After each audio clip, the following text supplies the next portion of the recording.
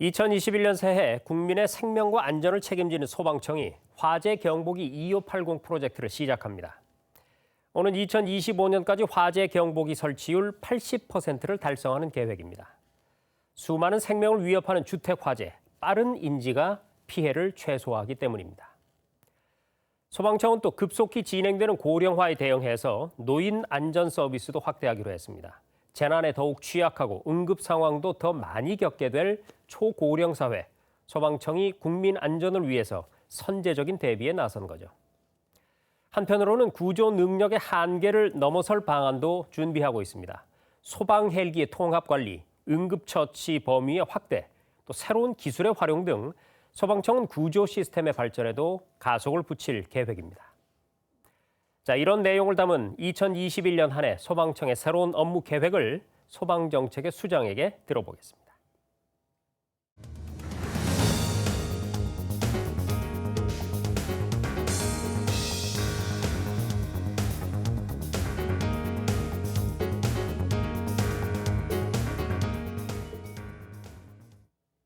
네, 오늘 저희 뉴스룸에 신여루 소방청장이 나왔습니다. 청장님 어서 오십시오. 네, 맞습니다.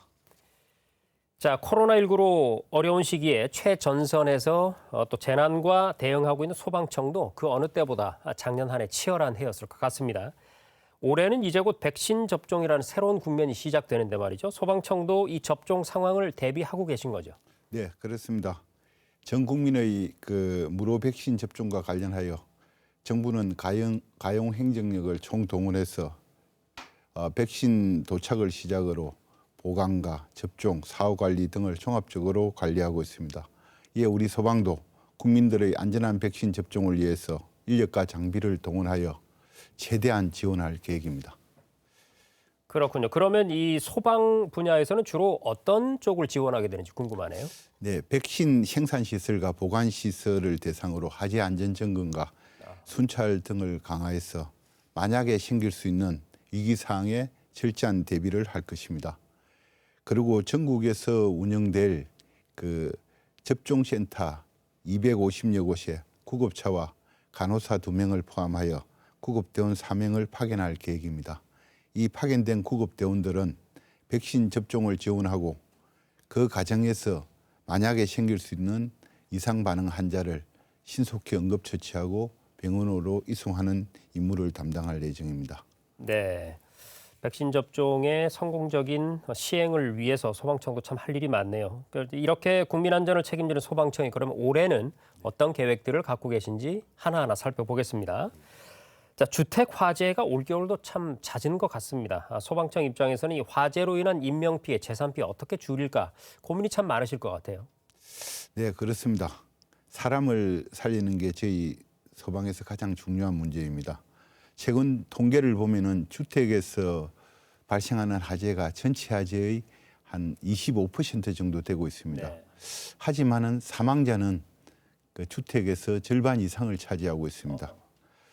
그리고 주택은 이 잠을 자거나 편안하게 우리 국민들이 휴식을 취하는 공간이기 때문에 초기에 화재를 발견하기가 쉽지가 않습니다. 인지 못할 가능성이 높기 때문입니다. 네.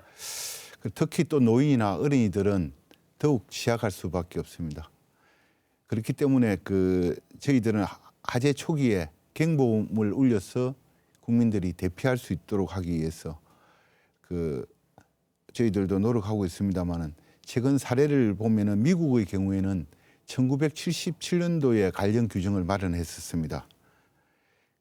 마련해서 2004년도까지 주택용 화재 경보기를 96% 정도 설치하니까 사망자가 46%나 줄었었습니다. 절반이 줄었네요. 예. 그래서 일본도 2015년까지 81%를 보급했는데 주택 사망자를 12%나 감소시켰 사례가 있습니다. 네, 말씀해 주신 미국과 일본의 사례를 들어보니까 화재 경보기 보급이 주택 화재 사망자 감소에 굉장히 큰 역할을 하게 되는데 그러면 현재 우리나라 상황은 어떤가요? 우리나라는 2013년부터 법령을 개정하여 화재 경보기 설치를 독려하고 노력했습니다마는 현재 설치율이 40% 수준에 머물고 있습니다. 네. 그래서 소방청에서는 설치율을 어떻게 높여보자 하는 그런 뜻에서 2025년까지 그 주택용 화재 경보기 설치율을 80%까지 높이려고 화재 경보기 2580 프로젝트를 추진하고 있습니다. 특히 그 홀몸 노인들이나 이런 취약계층에는 정부가 예산으로 무료 설치 사업을 추진하고 일반 주택에는 국민들이 적극적으로 설치하도록 권장하고 있는 그런 실정입니다. 그 무엇보다 주택에서는 사실 국민들의 그 화재 예방에 대한 관심과 실천이 매우 중요하다고 생각합니다. 네. 우리 모든 국민들이 내 가족과 내 이웃을 지킨다는 마음가짐으로 정부 정책에 적극 참여해 주시길 당부드립니다. 네, 이제 우리 시청자들께서도 이 화재 경보기가 얼마나 큰 역할을 하는지를 아시게 되셨기 때문에 좀 적극적인 참여를 부탁드립니다. 그리고 청장님 말씀해 주신 것처럼 이 노인분들의 경우는 재난 상황에 더 취약할 수밖에 없는 것 같습니다. 왜냐하면 재난 상황이 발생했을 때 그걸 인지하거나 또 그것에 이 대응하는 속도라든지 어떤 신체적인 한계 이런 부분들 때문일 텐데요. 우리나라의 노인 인구 급속히 늘고 있습니다. 초고령 사회 진입과 관련해서 소방청의 업무 방향에도 많은 고민이 있을 것 같아요. 어떻습니까?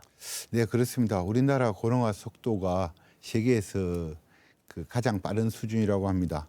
그리고 또 지금 벌써 농어촌 지역은 초고령화 사회가 시작되었습니다. 네. 그래서 방금 말씀하신 대로 노인층은 위험 사항 인지나 대응 능력이 상대적으로 낮기 때문에 재난에 취약할 수밖에 없습니다. 그래서 화재로 인한 사망자의 비율과 구급차를 이용하는 비율도 다른 층에 비해서 훨씬 높습니다. 네. 그래서 소방에서는 몇 년 전부터 노인에 대한 안전 서비스 확대를 해나가고 있었습니다. 노인의 특성에 맞게 안전교육을 특화시키고 또 119 안심콜 가입이 있습니다. 안심콜 가입도 확대하고 있습니다. 또한 우리 그 협력 단체인 의용소방대를 활용해서 노인 가구를 직접 방문해서 안전도 살피고 말벗도 해드리는 활동을 꾸준히 추진하고 있습니다. 앞으로도 노인분들의 그 스마트폰 증가가 계속 이루어지기 때문에 네. 크게 발맞춰서 노인들에게도 SNS를 통해서 활용한 맞춤형 콘텐츠 개발도 추진할 계획입니다. 그렇군요. 자, 그리고 이 위급한 환자를 이송하는 이 구급 출동 역시 국민들의 삶에 큰 영향을 미치는 부분인데 말이죠. 이 구급 서비스의 품질을 높이기 위한 노력도 하고 계신다고 들었습니다. 어떤 내용인가요? 네, 구급 출동은 환자의 생명과 바로 그 직결되는 그런 출동입니다. 네. 지난 한 해 그 119 구급대가 276만 건 이상 출동해서 162만 명 이상을 응급처치하고 병원으로 이송했습니다. 네. 우리나라 국민 32명 중 1명이 구급차를 이용한 셈입니다. 이런 상황에서 구급 서비스 품질 향상을 위해서 모든 구급차에 대원 3명이 탑승하는 것을 최우선 목표로 하고 아하. 있습니다. 저희들 그 3명 탑승 비율은 지난해까지 86%였습니다만 내년까지 100%를 달성할 계획입니다. 네. 자, 그리고 이 구급 대원분들이 사실 신분이 의사가 아니다 보니까요. 오래 전부터 이 응급 처치가 제한돼 있다든지 이런 문제가 사실 좀 쟁점이 됐던 걸로 알고 있습니다. 이 부분에 관한 해법도 있을까요? 네, 그렇습니다. 지금 구급대원의 응급처치 범위를 저희들이 확대하고 있습니다. 이를 위해서 특별구급대를 지정해서 시범 운영을 해왔습니다. 이 특별구급대는 지도 의사로부터 의료 지도를 받아서 아하. 기존에 처치하던 범위를 뛰어넘는 응급처치를 시행할 수 있었습니다. 지난 한 해 심정지 환자의 약물 투여나 임산부의 응급분만 같은 처치를 9천여 건 이상 성공적으로 해냈습니다. 올해는 관계 부처와 협의를 통해서 응급처치 범위를 확대하는 법령을 정비할 계획입니다. 네, 이 응급처치의 범위가 넓어진다고 하니까 좀 다행스럽다는 느낌은 드는데 어쨌든 네. 법적인 뒷받침이 네. 꼭 이루어져야겠죠. 계속해서 애를 써 주시고요. 자, 그리고 이제 구급차가 들어갈 수 없는 지역이라든지 혹은 거리가 너무 멀다든지 이러면 이제 소방 헬기가 출동을 하지 않습니까? 네. 이 소방 헬기처럼 구조 능력의 최대치를 높이는 부분이랄까요? 이런 부분에 있어서는 어떤 변화가 생기나요? 네. 예, 소방 헬기는 저희 소방 활동상 중요한 장비입니다. 현재 소방 헬기는 전국의 17개 항공대에 31대를 보유하고 있습니다. 소방 헬기를 활용한 그 화재 진압이나 인명 구조는 일반 수송 임무와는 다르기 때문에 고도의 운항 능력을 필요로 합니다. 네. 그렇기 때문에 신속한 인명 구조와 그 대원들의 안전을 위해서 장비 보강, 우수한 장비, 그 부속 장비들의 보강이 물론 중요합니다. 그리고 가장 중요한 건 효율성 향상을 위해서 전국의 소방 헬기를 통합 관리를 추진하고 있습니다. 이미 보험 가입이나 대원들 안전 교육 같은 분야는 상당 부분 진척이 있었습니다.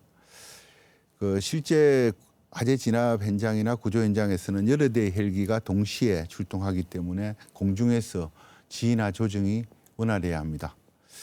올해 이러한 원활한 운항 관제를 위해서 올 초에 119 구조구급법이 통과되었고 올 10월부터 시행을 앞두고 있습니다. 네. 이를 근거로 하여 소방청에서는 운항 관제실을 가동해서 모든 헬기 출동을 관리 통제하게 될 것입니다. 네. 자, 한 가지 더 질문을 드리자면 최근에 우리 사회 전반에 영향을 끼치는 가장 큰 이슈 하면 뭐 코로나19겠지만 그걸 제외한다면 4차 산업혁명이 아닐까 싶습니다. 네, 이 국민을 구조하고 또 생명을 지키는 이 분야, 이 소방 업무에 4차 산업혁명이 적용된다면 큰 진전을 이룰 수 있을 것 같은 네. 그런 기대가 드는데 말이죠. 이 부분은 어떻습니까? 예.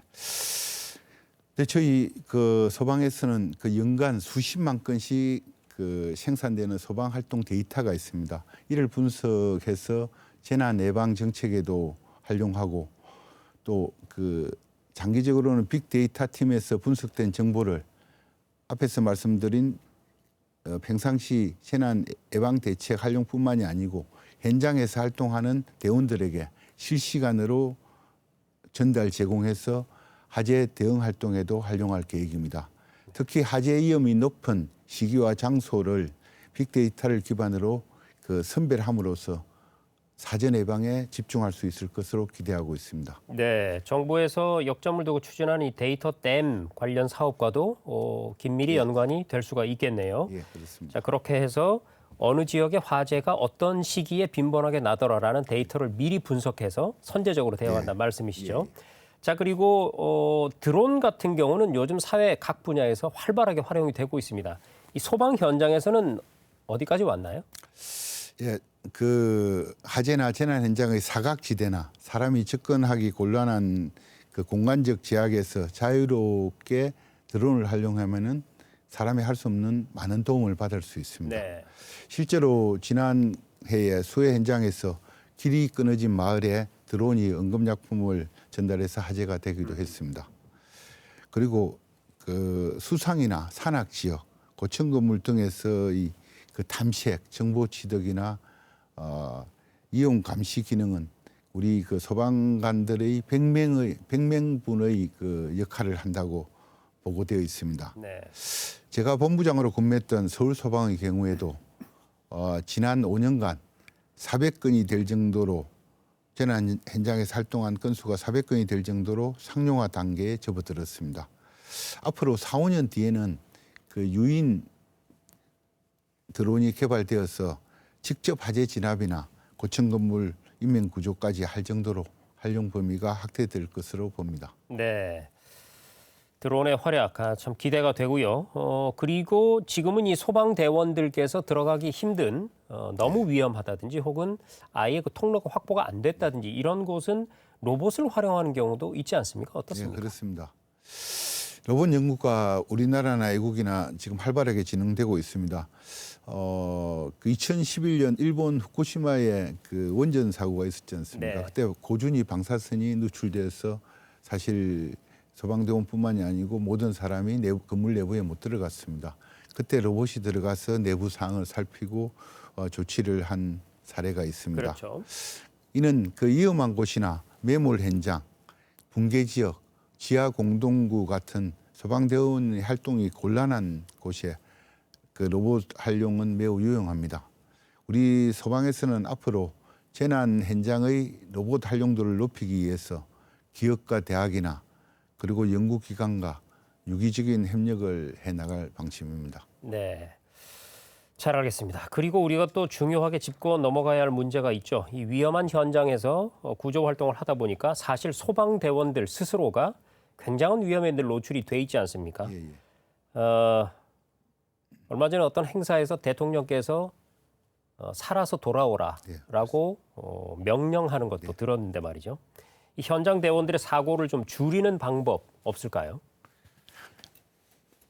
네, 소방청장으로서 가장 가슴이 아픈 부분이기도 합니다. 안타깝게도 해마다 1천여 명의 공사상자가 발생하고 있습니다. 우리 대원들이 현장 활동 시에 그 인명을 구조하기 위해서 급박하고 위험한 현장에서 직접 자신의 안전을 챙기기가 곤란한 경우가 많습니다. 그래서 평소 저희들이 그 현장 안전 교육을 충실히 시키고 있지만은 그 잘 안 되기 때문에 현재 모든 소방관서에 현장 안전 점검관을 배치하였습니다. 이 점검관들이 하는 역할은 현장 활동을 모니터링하고 위험 요인을 파악해서 위험 경고와 사전 안전 조치를 챙기는 임무를 수행합니다. 특히 올해는 순직 사고 제로화와 공상자 50%를 줄이는 것을 목표로 설정하였습니다. 다양한 안전관리 정책을 통해서 소방 활동 중에 발생하는 안전사고를 대폭 줄이도록 노력하겠습니다. 네. 방금 청장이 말씀해 주신 것처럼 그렇게 안전에 최우선을 기하고 열심히 한다고 해도 사실 사람의 마음대로 되는 게 아니기 때문에 어쩔 수 없이 사고가 나는 경우가 있단 말이죠. 자, 만약에 재난 현장에서 우리 소방 공무원들이 부상을 당했을 때 뭐 치료비라든지 이런 지원은 어떻게 되나요? 예, 예전에는 그 소방 활동 중에 부상을 당해도 치료 비용을 본인이 부담하는 시절도 있었습니다만 네. 지금은 이러한 문제는 많이 개선되어서 치료를 받는데 어려움이 없도록 최대한 지원을 하고 있습니다. 또한 현장 대원들이 암이나 희귀 질병 등에 걸렸을 때 공무상 그런 게 현장 활동과 그 인과관계를 증명 입증하는 책임이 본인이 해야 됐습니다. 네. 그런데 그 지금 본인이 하던 것을 국가로 전환하는 공무원 재보상법을 개정을 추진하고 있습니다. 이를 개정하여 제도화해 나갈 계획입니다. 네. 공무원 재보상법 개정 계속해서 노력해 주시고요. 자, 그러면 소방 공무원들의 뭐랄까 이 건강 관리, 평소에 정신 건강을 포함해서 왜냐하면은 현장에서 뛰다 보면 트라우마를 참 많이 겪게 된다고 들었거든요. 예. 올해는 특별히 어떤 부분에 신경을 쓰시나요? 네, 지난해 그 소방공무원 특수 건강 검진 진단 결과 70%가 근골격계나 방금 말씀하신 예상후 스트레스 같은 그런 건강 이상이 있었습니다. 네. 소방청은 이러한 그 현장 대원들 좀 심리 치료를 위해서 찾아가는 심리 상담실과 스트레스 회복 강화 프로그램 그리고 거기서 좀 심한 대원들은 정신과 진료비를 지원하는 사업을 진행하고 있습니다. 그리고 건강관리의 근본적인 해결을 위해서 소방병원 건립을 위해서 올 초에 국립소방병원법이 제정 공포되었습니다. 네. 국립소방병원은 그 300병상 규모로 지금 현재 설계 중입니다. 2024년 말쯤에 중국 음성에 개원할 예정입니다. 그 병원이 개원되면은 소방공무원들의 임용에서 퇴직까지 건강 이력과 건강 지표를 종합적으로 관리하게 됩니다. 특히 예상후 스트레스 장애 분야는 세계 최고 수준의 치료 시설과 프로그램을 도입하려고 하고 있습니다. 또한 그 음성에 건립되기 때문에 음성 주변 지역의 주민과 또한 하상이나 전문 치료가 필요한 모든 분들에게 개방해서 소방공무원의 건강과 대국민 의료 서비스가 연결될 수 있도록 최고 수준의 전문병원을 만들어 가도록 하겠습니다. 네, 우리 소방대원들께서 뭐랄까요, 안심하고 업무에 나설 수 있도록 앞으로 계속 노력해 주시고, 자, 시간 관계상 마지막 질문을 드려야 될 것 같습니다, 청장님. 지금도 이 재난 현장 최일선에서 묵묵히 수고하고 있는 소방대원들 그리고 국민들께 마무리 당부 말씀 한마디 해주시죠. 네. 이 방송을 듣고 계시는 국민과 소방가족 여러분께 한 말씀 드리겠습니다. 소방이 지금의 모습으로 발전하고 성장할 수 있었던 가장 큰 원동력은 국민들의 소방에 대한 믿음과 적극적인 격려 덕분이었습니다. 그리고 어려운 여건 속에서도 묵묵히 자신의 직분을 다해온 우리 소방 선배들의 헌신이 있었기에 가능했다고 생각합니다. 앞으로 우리 소방은 초심을 잊지 않고 재난에 강한 소방, 국민에게 신뢰받는 소방이 되기 위해 최선의 노력을 다하겠습니다. 감사합니다. 네, 잘 들었습니다. 지금까지 소방청의 올 한해 업무 계획에 대해서 신여루 소방청장과 함께 얘기 나눴습니다. 청장님, 오늘 말씀 고맙습니다. 예, 감사합니다.